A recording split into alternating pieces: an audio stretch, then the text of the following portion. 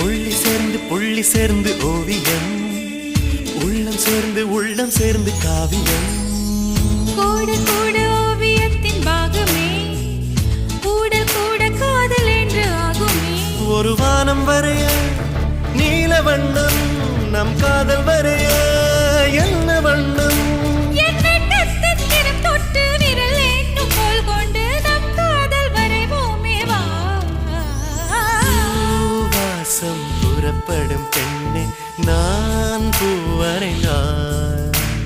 தீ வந்து விரல் சுடும் கண்ணே, நான் தீ வரைந்தாய்.